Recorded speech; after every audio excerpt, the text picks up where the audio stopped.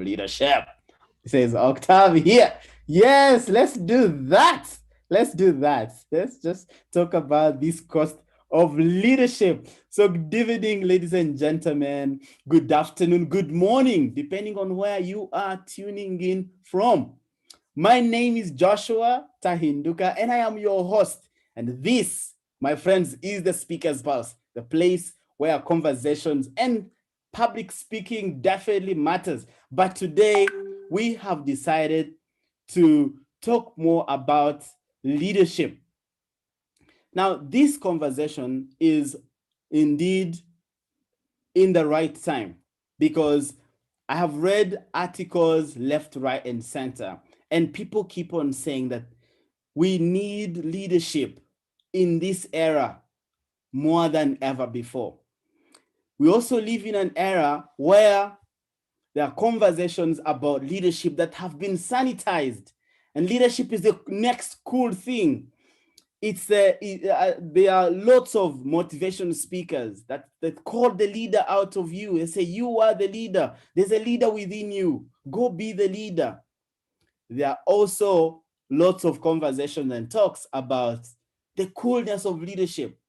Most of us young people, we have been blamed, we the millennials, that we are soft. We want to be pampered. We want to be told all the good things. Well, it's true, but we also want to learn. And of course, we all know that we cannot be fooled, my friends, that every good thing comes with a cost. And if leadership is the ultimate of the good thing, of the good things, then I think there should be a cost to leadership. Ladies and gentlemen, have you been wondering the true cost of leadership? Do you want to understand the true cost of leadership? Then you are with the right people. This evening, we will be talking about the cost of leadership and trying to understand what truly is the cost of leadership. There is a wonderful quote that inspired and triggered my thinking. And this from a spiritual perspective, but I think there's a lot we can actually borrow from in the general leadership's general sense of leadership. They say that this writer and author is by the names of J. Oswald Sanders. In his book, Spiritual Leadership, he says that true spiritual leaders are marked by a willingness to give up personal preference, deny self-indulgence attitude, and surrender even the legitimate for the higher price of serving God. And you can even think about leadership as one of the biggest callings or the biggest calls to serve. So, my friends, we are in this to understand the true cost of leadership, so that by the time we leave this conversation, by the time we get on to go and be leaders out there, we understand the cost. There's a good book that says that which fool starts to build a house and does not gather all the tools together, lest they be laughed at because they do not complete the house in time. Of course, I'm paraphrasing. So that's why we are here. I've brought you the best panel I could find in town to have this conversation to get us to understand what truly is the cost of leadership. I will begin with one familiar gentleman. Most of you might actually have met this gentleman because he is a compelling speaker. His name is Mutabazi. He's an apostle, first of all. He is an apostle, Apostle Mutabazi. We call him, we all know him as Apostle Mutabazi. We also know the brand of ideas. And he likes to say, look, I've been called to get all these great ideas into action. Well, we'll hear more about our apostle. He is an author of not one, not two, and tens of books. He's a public speaker, a leadership consultant, an entrepreneur, and of course, he is a strategy expert. Ladies and gentlemen, we have Apostle Mutabazi amidst us. Our next speaker or the next panelist of mine is a very good and dear brother of mine.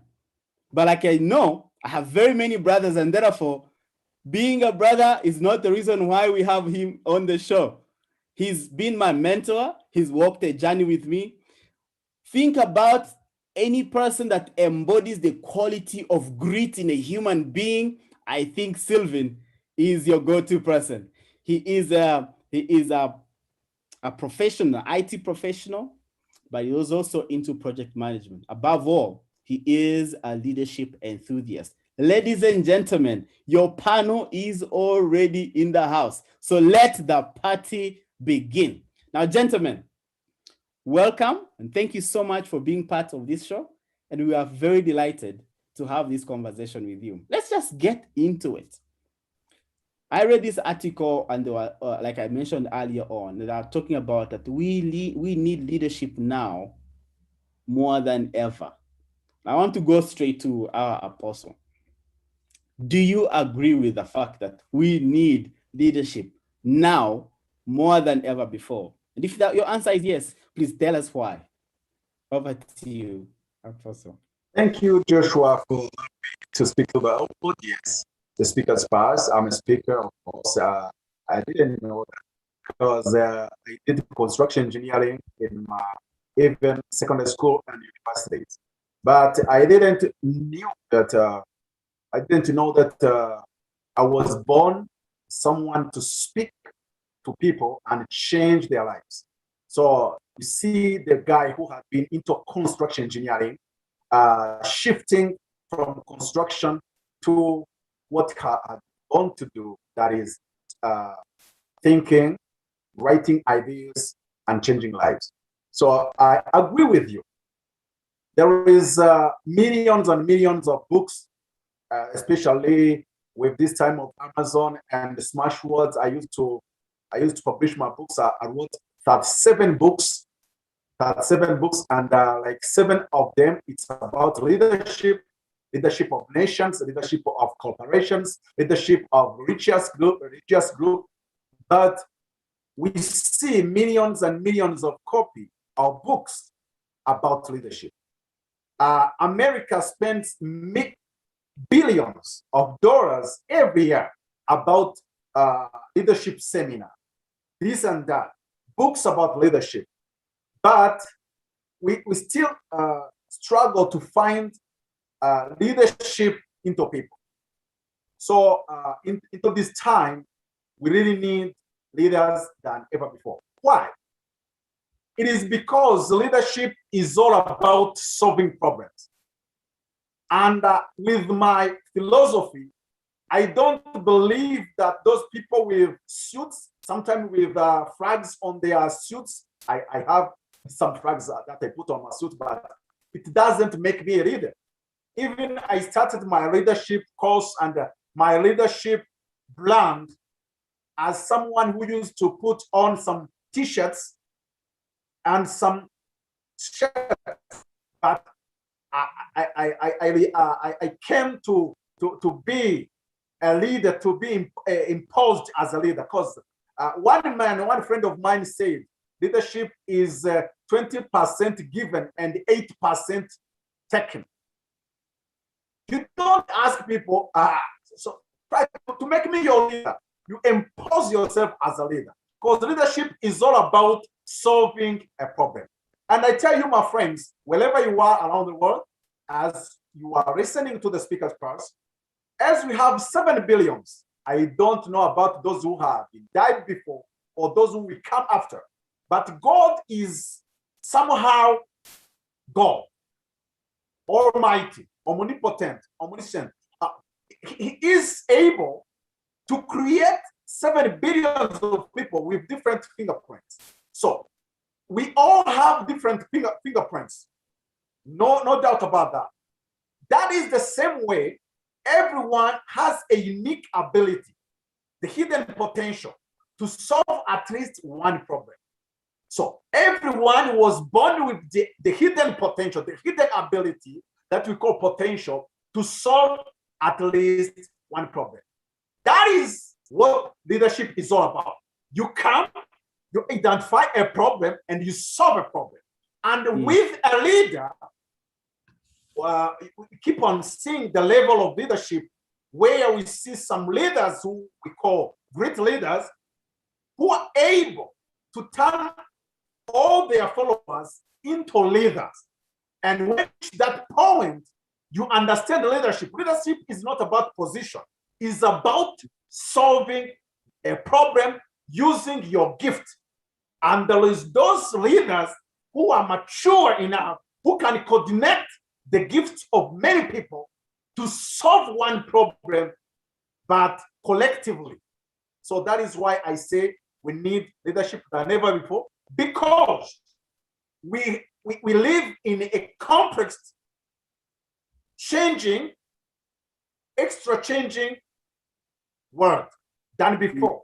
We are not like in the time of Moses or Abraham, but still the fundamentals of leadership are still the same. But we need leadership now than before, because we live in a world where we see pandemic like COVID-19. We have never seen this before. So whenever there is a problem, there is a call or there is the urge for leadership. It is 20% given, but 20% imposed or taken. So I call to you that you can go and take your leadership. Go and take it. You don't come and reclaim it. You go and take it. There is a cost for it, of course, but let me end my answer by saying, whenever there is a lot of complexity of problems, we need not one, not two, but millions, if not billions of leaders. When you understand true leadership, not by thinking leadership of being in terms of the perspective of position, you will know that you can lead a corporation, an organization of 1,000 employees and 1,000 leaders. You can be a leader being a customer service or being an accountant. Leadership is having this spirit of solving the problem and make the people around you give their best. So that is leadership. It doesn't matter the position. And when I used to teach and do seminars and be invited into nations to speak about leadership, and I used to tell them that when you are a true leader, you can have the lowest position, but change the organization than even the CEO or even the chairperson in your organization. I mean, thank you so much. Thank you so much. Thank you so much, Apostle, for that. Thank you so much for giving us understanding what leadership is and what it is not. And also the powerful quote of that leadership is 20% given and 80% received. I think there's so much we can talk about that. Sylvain, I want to get back to you. Do we truly need leadership today more than ever before? In just 1 minute, because time is definitely rushing. Great. Thank you so much, Joshua. I'm glad to be here. And thank you for that kind introduction. To everyone who is listening in, if you don't agree, maybe we have to make another discussion at a later point. But the truth is that we need leadership. And we need leadership now more than ever. And I'm going to use one gentleman called Joseph Granny. At some point when he was speaking at the Global Leadership Summit, he described or defined leadership as intentional influence. Leadership being intentional influence. Now, when something goes to be intentionally done, it means there's work that is going to be done. And at least whoever is on this screen, at least you must have learned that work is equal to force times displacement, which therefore means there's energy that is going to be involved. Now, even if we stop at that point, it just tells you that leadership is mandatory, leadership is important, leadership is needed. But let's go a little bit on that.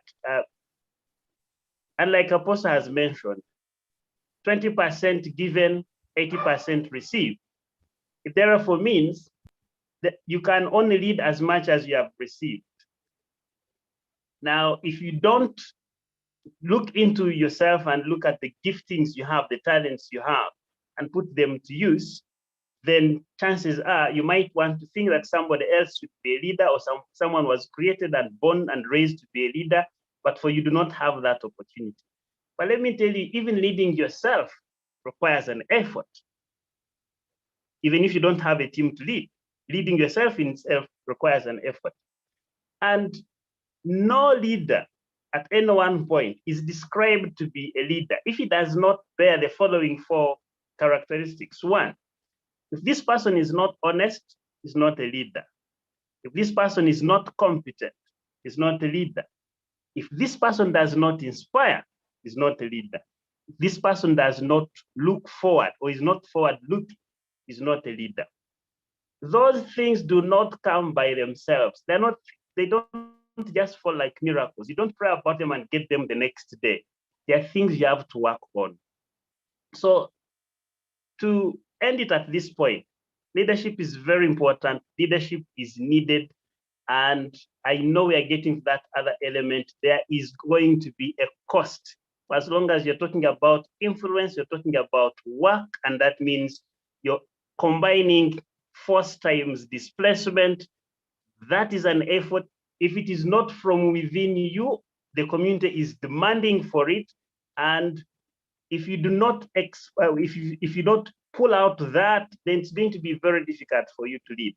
So whether you're leading self or leading a team or leading a big organization or small organization or family, leadership is important, and leadership is work. It has a cost at it and is very important. Without leadership, not anything can really go in the right direction. The truth is that we need leadership now more than ever. Maybe the question should be, are we willing to pay the cost? Back to you, Joshua. Well, thank you so much, Sylvain, for introducing us to the heart of the matter this evening. And also, you did not shy away from helping us remember our physics, our O-level physics, understanding what effort truly is. And thank you so much again for reminding us of even self-leadership, because most people often forget the essence of, which I think the most fundamental type of leadership, which is self-leadership. Now, let's get into it. Most of us want to be great leaders. Most of us, it's a desire that is at the heart, that we want to be excellent leaders, we want to be remembered as people that transform the world, change the world. And that is going to require great leadership skills. So I'm going to get back to you again, Sylvain, and begin with you. What is a true cost of leadership? What should we be ready to part away with, or live away with, or sacrifice in order to be great leaders? Over to you, Sylvain. Thank you so much for bringing me back on this particular case. Now, there's a book called The Leadership Challenge, and shortly I'm going to text the author. And this gentleman, there are 2 gentlemen actually, they describe the best state of a leader when they are delivering very, very well. And there are 5 best elements that you can observe when they are delivering well. The first one is that they model the way. I need to mention that every state or every element has got a commitment. And when you talk about commitment, it means therefore we are going back to work. So the first one is to model the way. Leaders model the way. And what is the commitment there? You've got to clarify the values. You've got to find your voice of the shared vision within the company. That's commitment number 1. Commitment number 2, you've got to set an example, and you've got to align actions with values. It therefore means that you're actually going to be working against the tide or swimming against the tide, and that is work. The second one is that you've got to inspire the vision. When you come, leaders don't just wake up and say, I'm now the leader. No, you must have to show what needs to be put right, or what needs to be organized. And this vision that you bring up has to be grasped And you've got to inspire it. So you've got to find means of communicating and methods of communicating it. The commitment there is that you envision the future. You imagine the existing enabling possibilities going ahead. So you must be willing to think further than several other people that you're working with. The other commitment is that you enlist others with the common vision. You let people know. Sometimes people don't even want to hear what you're saying, but you've got to figure out to make them listen, and that is work. The third is that you've got to challenge the process. Get out of the status quo. You don't bear with that. So you've got to search for opportunities and look forward in ways to put things proper or to improve on things. That's your work as a leader. You've got to experiment. You've got to take risks.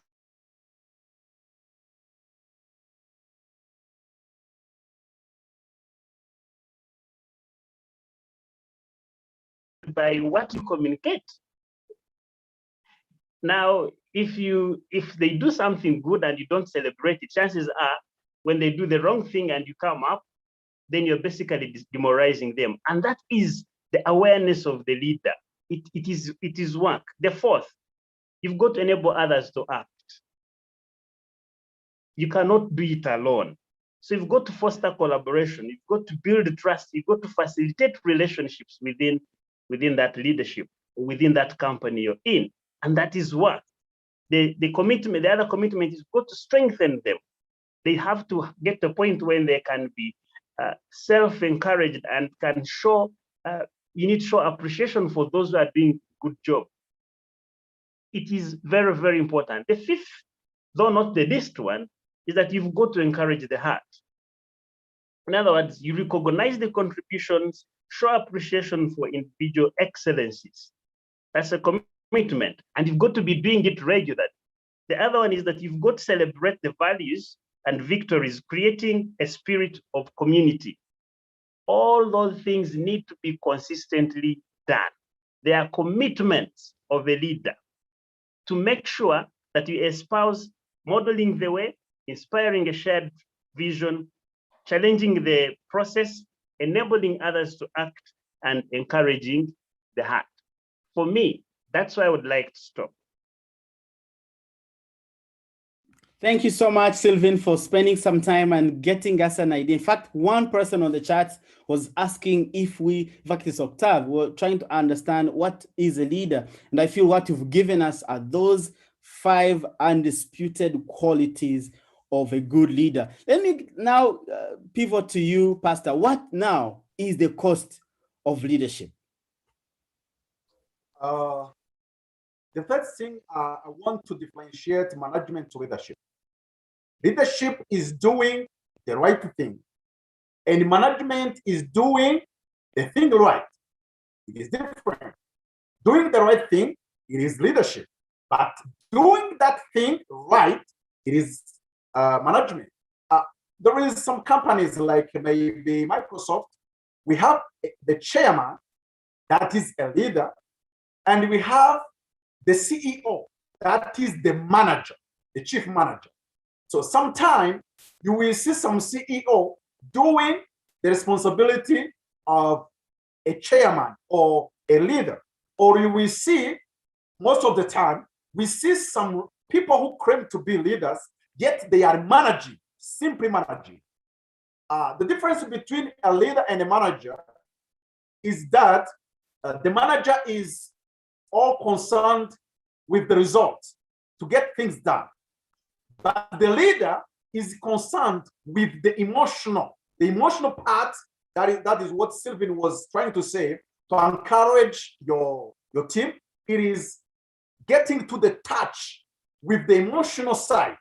Because one man was, she was a marketing manager, and she said that we don't buy for logical reason, we buy for emotional one. When we go into the market, we don't buy by using the logic. We use, most of the time, we use emotional side.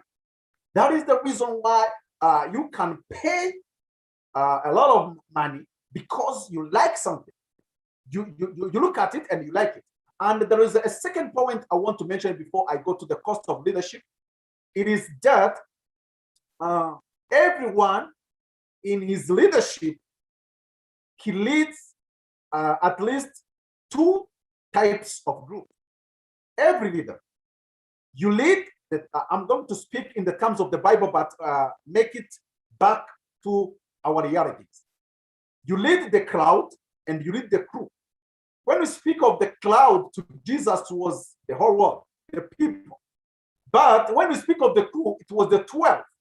So we go to the company, we look at Microsoft, Facebook, Google. Ray Page and Sergey Brin, who founded Google, their crowd, it is all the users of Google around the world. That is their crowd.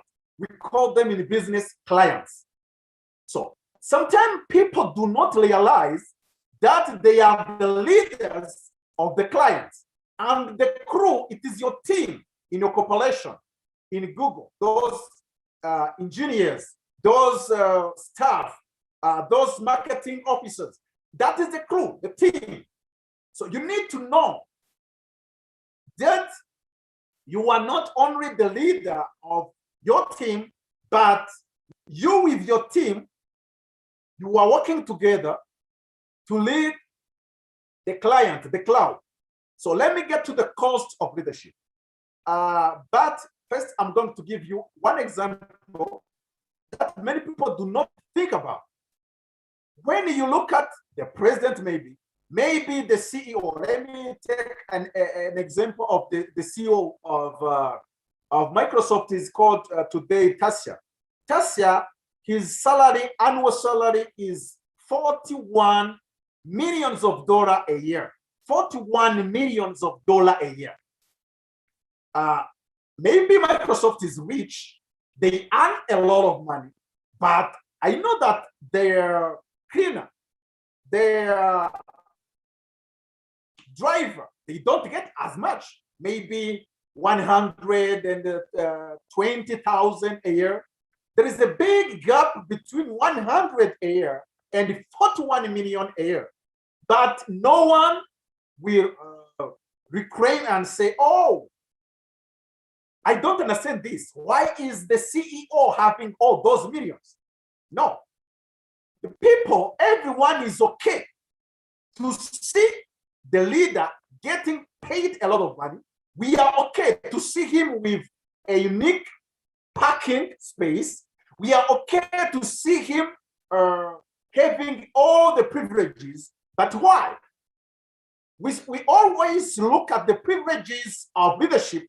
Many people used to look at me and say, oh, you are still young. You wrote 7 books. Everyone is looking after your advice. Even leaders of the nation is looking after your advice. You are lucky. No, I'm not lucky. I paid the cost. I paid the price. By saying this, I mean this. The leader is that guy who is led to put his personal benefit on the table for your own good. For example, we did maybe IT, maybe let me think about a restaurant. We had been at school, we studied food preparation. We know how to cook very well, but we need a leader. Why? We need a leader. We go to a place or in the village or in the town, and we go to the restaurant and they cook badly the meal. When we look at it, we don't appreciate it. Those who are not the leaders, they will complain. Oh, they cooked bad meal. And we paid our money. They complain and complain and complain. Whenever you see someone complaining in a group of people, he is not a leader. Leaders do not complain. They find solution. They solve the problem. And the leader will not tell you, I used to speak to young people. When I go around nations and nations, I speak to young people. the millennials. When you tell about creating jobs, they will tell you we have no capital. When you see somebody mentioning capital, when you tell them about starting an enterprise or starting a business, he is not a leader. Maybe he can be a good manager. That is why he needs a capital. But the leader will tell you, I need $1 million to start my company. But I will not complain that I don't have the capital. He will say, I will find how to raise that million. Maybe by negotiation, maybe by working with my hands, saving, that is the cost of leadership, because you want to start your vision. You are gathering whatever it takes. You will suffer rejections. Yes, you will suffer rejections. I remember the first time I was on national television and I said that Africa is in trouble because of not leaders, maybe leaders who overstay in power and everything. That is my side of advising or leadership consultants about politics or national leadership and cooperation as well. But on that side, many people do not understand it well. And they say Africa is poor because of the poor mind. We are not caste, but we are poor-minded. That was written in my book called African Poverty is a Choice. And the journalist asked me, how will we fix this problem? And I told them, you will look for someone who has the ability to speak to minds, especially the youth, and change the way they think. And he asked me the next question, is there anyone who is able to do that? And I say, I am me. Leadership is 20% given and 80% taken. You don't ask for leadership and have it. You go and take it.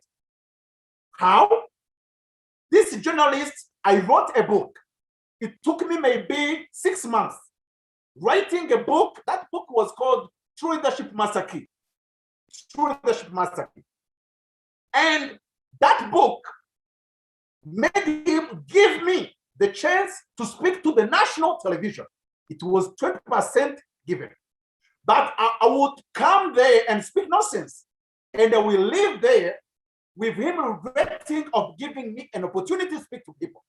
But when I was in the show, I have taken my leadership and said, you have a problem.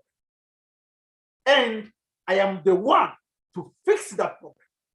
When you are able to give that message clear, that time you emerge as a leader. And people will follow. There is one proverb or one saying of Chinese. They say, when someone pretends to be a leader, say he is a leader, claim to be a leader, and there is no one following, he is just taking a walk. Indeed. So you cannot say that you are a leader if there is no one following. And I put it to the next, or take the next step further and say, I will call you a great leader if there is some people who are even willing to die for you. We see Jesus, but we see even other people, even the Islamic sects, they are terrorists, of course, but they have some traits of leadership. How do you convince someone to die for you? How do you convince someone? Let's consider it in a corporate world, not in politics and dying in this military terms. How do you come and you see an engineer who are supposed to work into Microsoft, and you will see him coming to your startup, It is because they see a man in front of them who have a clear vision and who has committed and dedicated his life to build this vision. Because what makes a leader, let me conclude by this. What makes a leader is like two things. First, it is love. And that love will generate the vision. The ultimate quality of a leader, the ultimate attribute of a leader, it is love that generates the vision. So you look at the people and you see their problem. Oh, the food is not good, but I will not complain. Let me cook for them the perfect meal that they will remember the whole life. Even when a leader is mad, imagine, he does not recognize it. I will end on this example of KFC. This retired colonel in the army, American military, he was a good cook of chicken. And, the friend will use it to gather together. And when they meet, they will tell him about how he cooked well the chicken. They would even come to and tell him, we come to visit you, but make sure that you cook for us the chicken. That is how someone recognizes or realizes that there is a seed of leadership inside of him. Many people do not pay attention on it, but you need to look at it. So, in the course of leadership, you must be willing to put everything on the line. Let me call it on the line. You put your ego on the line. You put your pride on the line. That's for the sake of solving just that one problem. And when people see that you are doing whatever it takes, because a leader does not do what he can. No, he do what it takes. And he is willing to unlock, yes, to unlock the potential in each and everyone in his team. To unlock the potential in each and everyone in his team to do better and to do their best. That is the cost of leadership. You must be willing to challenge or to face the uncertainty, the risk of uncertainty. Maybe it's your money, your savings. The other people are eating their savings, but you took yours and started a restaurant. The others are buying nice cars, or they are buying some house, but you take your maybe 10 million, maybe 50 million and start a company. Not because you are the only one to do it, but because you are the one doing it. We're going to hold it there, and maybe if time allows, we get back to that. Thank you so much for the extensive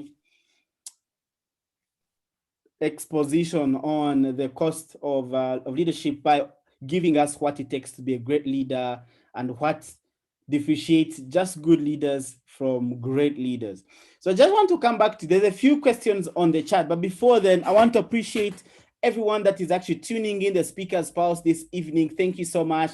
I can see people, Octave, my good brother Kamara, thank you so much. Of course, the general in the house, Butera, Gerisham, thank you so much for being here and on constantly sharing your views. You're also a very regular member or supporter of the Speaker's Pulse. There are a few comments and questions I'd like to run through before we can actually get to answering some of the questions that you have put to us. I know there's been a discussion about leadership, and Butera was asking, how do you find a leader with all the above 5 qualities? And the 5 qualities are the qualities that Sylvain gave us. One who models the way, inspires the vision, challenges the status quo, enables others to act, and finally encourages the heart. And those are the 5 great qualities that Sylvain has shared with us.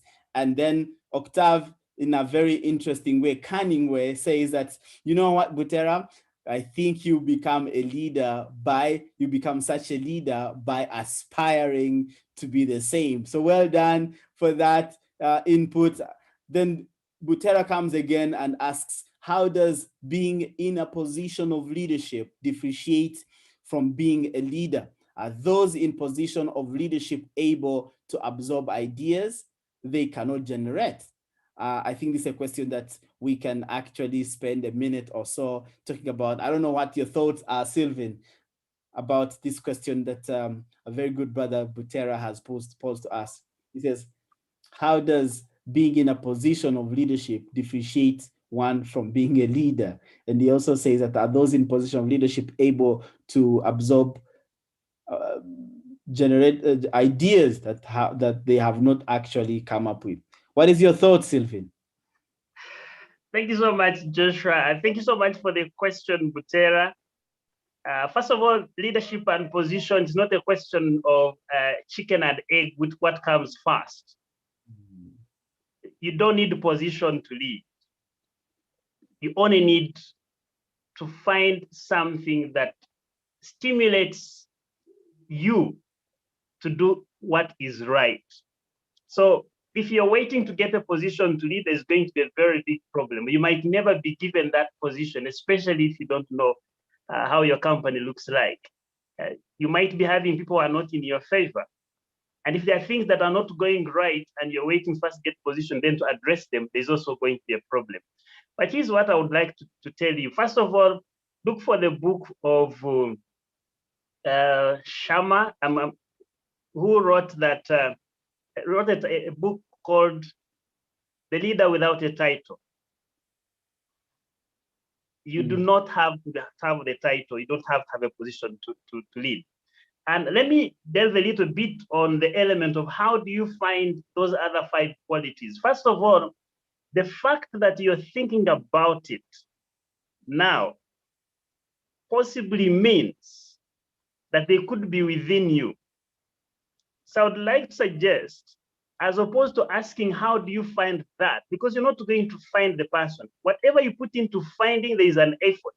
Possibly, now that it nudges you, that it stirs you in a way, it could be within you. How about you begin practicing? How about you begin looking around yourself and see, and you don't have to wait, you don't have to have somebody giving you accolades, you're doing well, you're doing that. There must be something that needs to be resolved. And that requires that you dig into it. Let me add this other comment. There are 2 differences. There's a difference between easy work and hard work. First of all, we have all agreed that there is leadership. There's a cost on leadership, which means leadership is hard work. Leadership is not easy work. And let me give you several of the differences between hard work and easy work. Maybe at that point, would understand that we actually don't need positions to lead, but we need to step into to address situations the way they are, to get them better, or to improve them, or to bring up new areas. So here's the difference. There are about 7 of them. 1, hard work requires creating. Easy work is just about criticizing. Instead of creating, you're criticizing. Hard work requires you to inspire. With easy work, instead of inspiring, you'll be complaining. Hard work requires you to educate. With easy work, you just want to copy, imitate. You want to copy what's there. Hard work requires you to empower people. With easy work, you think about controlling. Now, when things, and that's where the problem comes. When you're in position and things are going off, you don't want to look at the good about somebody's alternative way of getting a solution. You think somebody is going off your commands or your instructions, so you want to control. That is easy work because you want things to go the way you know. Unfortunately, the gentleman Mutawaz has just told us that you need to understand that we are 7 billion plus. Each one of us has a fingerprint, and therefore each one of us is entitled to solve a certain problem. But if you're the leader and you're going to control, it means you want people to think within your own box, which is very dangerous. The other one is that hard work requires you to develop. Unfortunately, with easy work, you tend to blame. Hard work requires you to finish. With easy work, you tend to want to give up. and have all these excuses. I tried, that didn't work out. No, with hard work, you've got to finish. And that is leadership. Hard work requires you to collaborate. Easy work is that you're going to ignore. So think about those elements. Hard work requires you to trust. I was talking about taking risks. You're not going to risk with people that you do not trust. Unfortunately, with hard work, with easy work, you want to exaggerate. You want sometimes to claim things you cannot easily do, but you want to be seen like you are capable of doing. Hard work requires you to love. Mutawa has talked about this. With easy work, you're going to be fearing. And the moment you are practicing leadership without love, the Bible puts it somewhere by Paul when he says, but if I speak eloquently and do all these things, I speak in tongues and have all these miracles, but I have no love, then I'm just a sounding gong. You can complete that one, you can find that verse. So hard work, leadership requires you to love. It is hard work. Some people are hard to love, and yet you're going to have them in the company, in the organization, or even in your family. They're going to be there, difficult to love. Yet you've got to love them so you can lead them, because you have the vision for the family, you have the vision for that company, you have the vision for that organization. Lastly, hard work requires you to unite. Unfortunately, not very many people think about unity as an element that would drive things in the right position. Others want to separate. They want to lead by creating division so that they have small groups they can manipulate and take into the directions they want. I hope I'm trying to answer the question in this case. So do not wait for the position to lead, but respond to the call, respond to the cause, respond to that thing that is nagging you, even right now.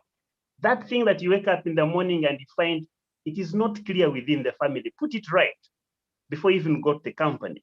If you got the company, some of you want to work because you're being paid. I think for me, if you can't do something for free, I don't think you're even worth being paid for doing it. You're worth being paid for doing it.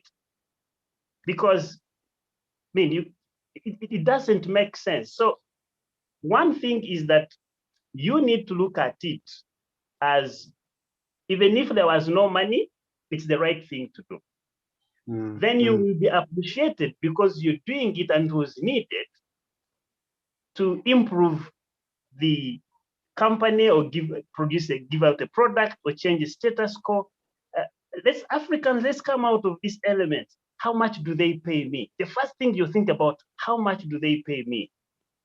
For what? How much work have you done? Look into the work, do the work. And fulfillment needs to come from the fact that you have given yourself, done the work, and you are seeing the good things coming out. Of course, yes, as an employee, if you're employed, you're entitled to that payment. And I can guarantee you, there's no director, there's no CEO who doesn't want to pay somebody who works. Unfortunately, we tend to want to know how much they're paying us, and then we go into working. That is being mediocre. It kills us, first of all. It kills the companies that we are working with. It kills the nations. We are working at the bare minimum. For me, it's not anywhere helpful. Back to you, Joshua. Well, thank you so much, man. I couldn't stop you, Sylvie. There was so much wisdom being dropped in this, even when time was not on our side. But nonetheless, thank you so much. I believe, Butera, your question has been substantially answered about how do you create these leaders. Butera has another question that says that when do you think exiting a position of a leader would be a valid option? And is it weakness for a leader to say, you know what, I think at this point, it's time for me to leave this place? Would that be seen as a weakness, as opposed to, for instance, we've seen very many CEOs resign over some reasons around. So would that be seen as a weakness? Let me call upon our apostle, and just in 1 minute, because we have many more questions to answer. Thank you. I would like to to first mention this particular insight. There is what we call power and influence. And I used to say in my books, influence is more power than power. Influence is more power than power. What is influence? Is the capacity. It is that chemistry to be able to see a number of people obsessed and having passion to have the same way of thinking with you. For example, Nelson Mandela in Africa. You would even see someone who have never met him, but he has the urge. He wants to think like Nelson Mandela. You have a lot of people who want to think the same way like you. So let me get to that question. A leader who leaves the position. As I told you, that makes me suspect that you are a true leader. It's not the final quality or the final attribute that will tell me that you are a true leader, but a leader have a unique way of knowing what he really needs. It is doing the right thing. Like me, for example, I know that even though I did construction engineering, I cannot go into construction. I don't have a passion for it. I don't have this vision of me bringing a change into constructions. So a leader knows exactly what is the change he needs to bring. What is the change he is good at? So there he can be into a company. Let me give you one example, and I will end with that example. The example will explain a lot about it. Look at the founders of WhatsApp. It is two guys, Jan Koum from Ukraine and Brian Acton. Jan Koum and Brian Acton was in Yahoo. This Yahoo with a point of exclamation after it. In 1997, they started into Yahoo. They were in charge of the marketing component. And 10 years later, 2007, they resigned. They resigned from their position, two guys. They went with about 400,000 US dollars. They were trying to see where they can fit. Because when you are a leader and you don't fit into this, you know exactly that you are in the wrong team. Maybe they helped you develop, maybe they helped you technically, but leadership is not about the side of technical. No, it is on the side of the right thing to be done.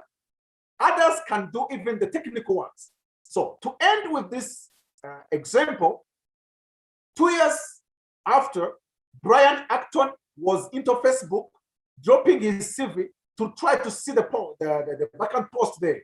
They refused and rejected his application. The same year, they started WhatsApp, and they struggled. Yes, of course. They met the Russian guy to meet with them. They had the followers and the people to join them. After 6 years, 2014, Mark Zuckerberg bought their WhatsApp on 19 billion and 300 million. So this is a leader who is quitting into Yahoo. Guess what? I'm ending with the reason they quit, they left Yahoo. It's because they say, why is Yahoo giving adverts to someone who never requested it? Look at WhatsApp. We all have WhatsApp application. Have you ever seen an advert that you never solicited, that you never asked for? When you go to Facebook, you will see the sponsored page. So that is the leader. These guys, these folks, they say, no, this is disturbing, annoying to see someone giving you an advert that you didn't ask for. It even annoys me more than those guys. I don't like it personally, as Mutawalli. I don't like it to see I open my smartphone, I see the adverts everywhere. And I say, where are these things coming from? I wish I could see a leader who can give me an application that I can put into my smartphone and never see an advert that I didn't ask for. So those guys went there and say, they are those people. Let me give you the definition of a true leader. A leader is a slave among slaves. That is my own definition of leadership. Obsessed with an idea of freedom, courageous enough to fight for it, and powerful enough to make it happen. So those guys were technicians, were engineers. They were powerful enough. They were obsessed to see this advert vanishing from their communication, if I may say. Or someone may say, I don't see the reason why on Facebook, someone you don't know, even hackers, even those scammers, they come into your box and communicate with you. You see this? For Zuckerberg, it is his intention to see people connecting. But for Brian Acton and Johnny Cook, they don't want to see people connecting. It is a different vision. It is a different calling and passion. They want to see privacy. That is where the leader quits. If you put me into something I don't have into me, that is not connected with my personality, my way of thinking, my passion, I will quit after 2 days. Absolutely. I was proposed a post of almost 2 million Rwandan francs. That is a lot of money in Rwanda. But I told those guys, if you do this or that, I quit. If you try to do this, that's not me. You will not have me here. So I answered the question, a leader can quit when it doesn't match his vision. I told you, you can be an accountant or a CEO. You are not the founder. Like Tasha is not the founder of Microsoft. But if you are a true leader, if you are really a leader, you have a vision within the vision of the founder. So you match the vision, you feel the same way, so you go in that direction. So the example explained it itself. John Kuma and Brian Acton quitted Yahoo because they were giving adverts to the people who are not willing to receive them. And those guys were frustrated. That is when the leader is born. When you look at things and get mad at it, then you are the one to fix it. David saw Goliath. He was not even concerned, was not involved. It was not his responsibility. He looked at it, no position, and said, I can't bear this anymore. This guy must be stoned to death. So that is how people pass beside their leadership, calling their leadership, and they try to go into other things. You will see a leader with a lot of challenges and everything. I go through a lot of hell, but I am never frustrated. Always, I find my peace into solving the problem. You can talk, because when you are a leader, many people will talk about you. Will talk about you. Because when you are a leader, everyone is finding someone to put a blame on, someone to blame. When it goes well, we say, oh, pay us. But when it goes bad, when there is bankruptcy, everyone will turn his head on you and blame you. So you need to be able to say, I'm not afraid. The matter of the fact, by ending, I have developed into my leadership journey, I developed a way to enjoy failing. I don't know about you guys, but as for me, when I fail, I enjoy and brag about it and tell my wife, you know what? I lost 10 million or 5 million. I say, my wife says, oh! And I say, that is a game. I cannot win always. The joy of winning is because there is failure. So with the losses and failures, I come to enjoy winning. So that is what I can say about that. A true leader needs to know when to quit. I remember this song that I love very much. It is the song of Ken Rogers. He said, gamblers. Gamblers, yes. The gambler needs to know when to hold, when to fold, when to walk away, and when to run. So a leader needs to know when to learn, when to say, this is not me. This is not my cause. Maybe someone else's cause, but not mine. And he resigned. He write a letter and resign and go following his vision. Well, thank you so much, Apostle. Thank you so much, Sylvan. What's a power-packed conversation? My God, who can tell where time goes? I was thrilled to host you, gentlemen. Thank you so much for leading the conversation. I want to thank in particular our wonderful viewers on the other end. Thank you so much for keeping us company. Octave, Butera, Alan, Mohammed Bashir Kamara. We had Ali. I'm sorry you couldn't answer your question, but your question was about the balance that we need to strike between hard work and smart work. I believe that I agree that we don't have to choose one over the other. I believe that we need to find a good balance that we can go by. Thank you so much, Butera, for your wonderful questions, wonderful engagement. Vianney, you came in again as well and advised us about the connectivity. Thank you so much. And you're asking if there's anywhere we can find the books that our speakers have actually advised us to read. I'm not so sure, but I think I would advise that you check in our existing book clubs and maybe you would be able to land yourself the book or the books that you like to read. Again, if you're new at the Speaker's Pulse, I'd like to encourage you to subscribe to this channel so that you can support our work, what we do, and also help us reach as many people. This is, I believe, valuable information that we all need to be able to understand, especially those of you that are enthusiastic about leadership and communication. If that is your place, if that is your quest, my friend, this is indeed your credo. This is your home.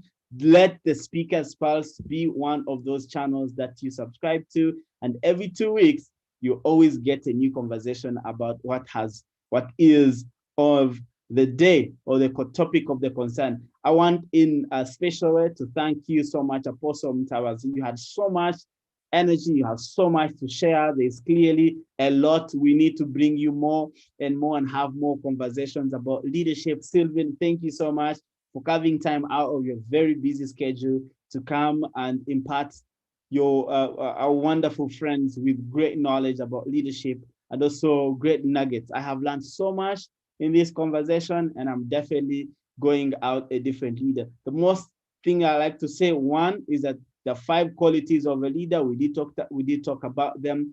We also learned that leadership is 20% given and 80% taken, and there's so much more we learned. Above all, you both agreed that leadership without love is void leadership, and therefore concrete leadership is one that has a foundation of love.